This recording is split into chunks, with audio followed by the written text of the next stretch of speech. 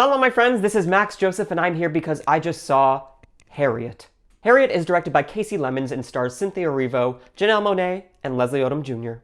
And the story goes like this. It's Harriet Tubman's story, who helped free hundreds of slaves from the South after escaping slavery herself in 1849. My friends, let me start off by saying this. We are very late in making this film happen. I'm not sure how it took so long to get this out there, but it was about damn time. Harriet Tubman was one of the most remarkable human beings to ever live, so when this was announced, I was expecting this movie to be one of the most remarkable films of the year.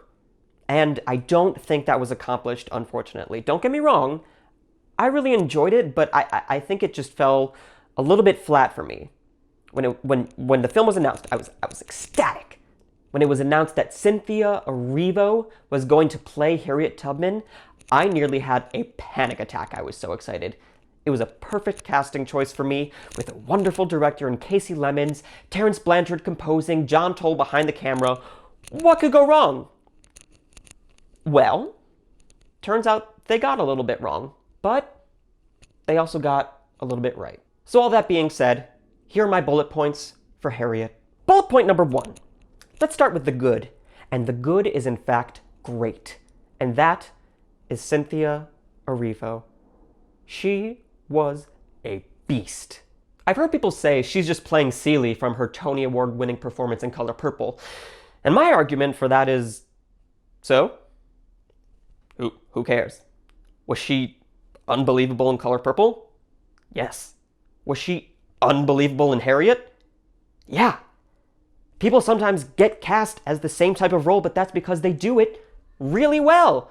Does that mean she can't do other roles? Of course not. Does that mean she'll be cast as this same kind of role for the rest of her life?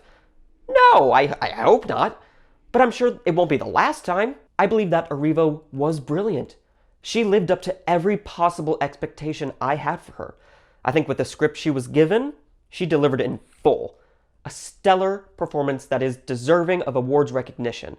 And if you have problems with her as a human being, I totally understand and respect that, but as a performance, I think she is a force to be reckoned with. Bullet point number 2.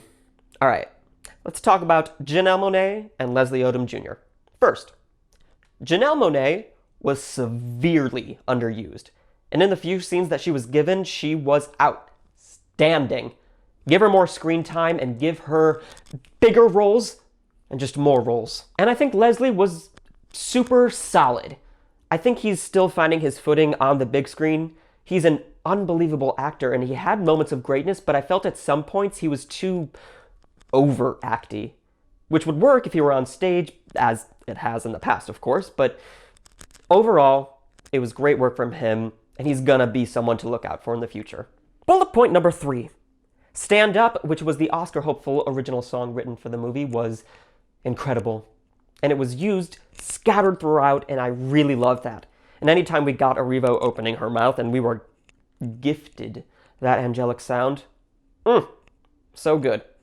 And overall, it never felt like, okay, well, we have Cynthia Erivo, so let's have her sing.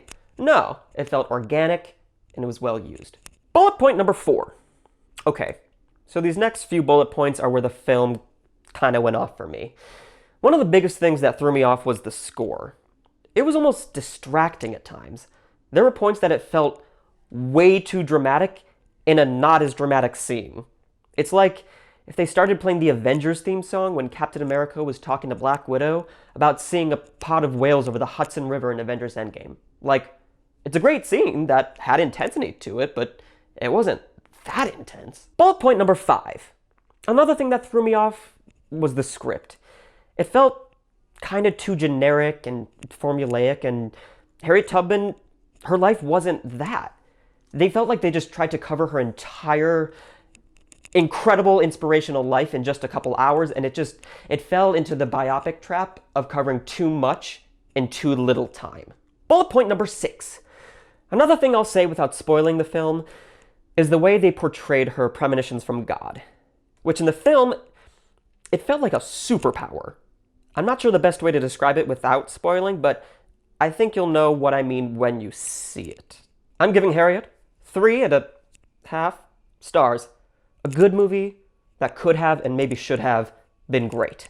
My friends, thank you so much for watching. Please make sure to like, comment, and subscribe to this channel, as well as follow me on Twitter and Instagram at mjoseph492. Like my page on Facebook, which is facebook.com/MaxJosephFilmPerson. And if you really love me, please consider being a patron on Patreon, where you can get patron-only content, guest interviews, giveaways, and lots more. You can even give me a film to review or a song to cover. And that video will be dedicated to you. Shalom, my friends.